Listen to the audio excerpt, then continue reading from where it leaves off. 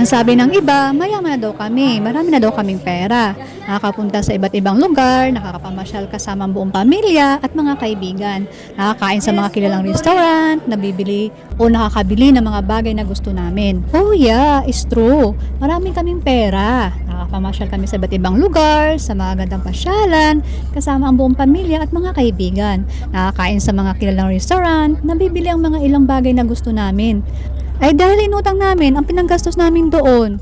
Para lang may pagmayabang, kumbaga, di ba?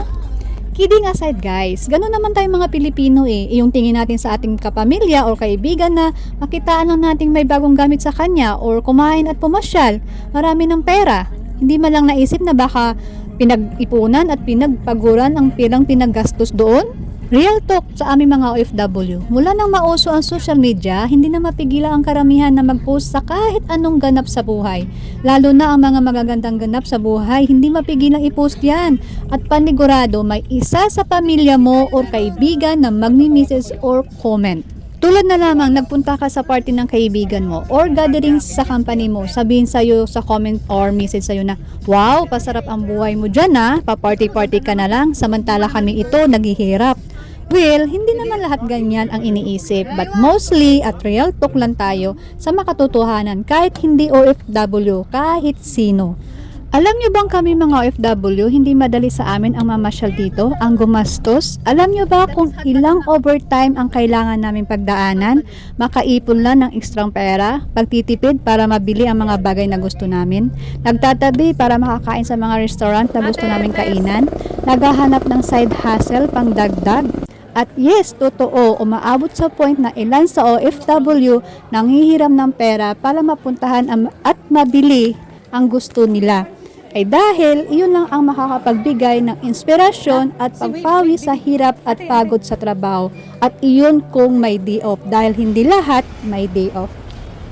Tulad na lang sa araw na ito, day off ng aming daddy. May time siya para ipasyal kami at kasama ng ilang kaibigan. Bakit may kasamang kaibigan sa pamamasyal naming pamilya? Ay dahil para makatipid. Yes, dahil nag-arkila kami ng sasakyan para makapagpamasyal kami ng maayos, komportable, hindi pagod at hindi ganong kagastos. Dahil ngayong araw, andito kami sa isang sikat na pasyalan sa Dubai. Yes, sikat at may kamahalan ng entrance fee dito. At syempre, OFW tayo, mayaman kaming OFW, di ba? Yan ang laging sinasabi ng karamihan. I-claim na lang natin yan, manifestation. Baka sakali nga na magkatotoo. Nasa era na tayo ng life ngayon na claim it all the thoughts na positive to have a good vibes in our life. Kasi kung papatulan natin ang mga komento ng iba na hindi maganda, baka mapaaga ang life natin dito sa earth.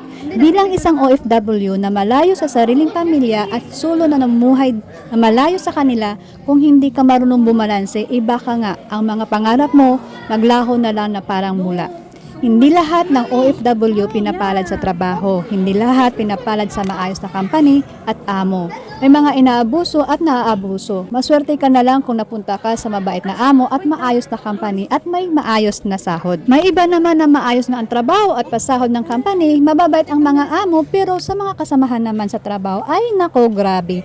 Mga tagapagmana ng kumpanya, daig pa ang umasta ang talagang may-ari. Totoo yan kahit saan. Kaya tiis, ganda ang karamihan para sa pangarap. Kaya sa mga pamilya dyan ng mga OFW, sana hindi lahat daing na kailangan namin ng ganito, padala kayo ng ganito. Subukan nyo naman kaya kamustahin yung totoong kamusta na walang pahabol na baka naman.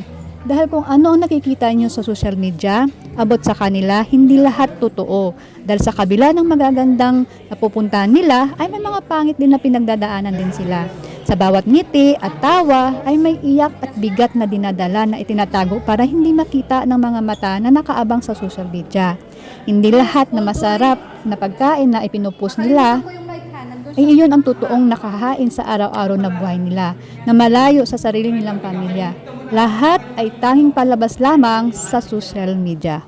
At bilang isang OFW, salamat sa mga taong nakakasama namin sa lugar kung saan lahat panandalian lang, ngunit nagbigay ng magandang aral. Maraming salamat sa panunood. I'm Mami Jean and you're watching Lucky and Blessed Vlog Memories.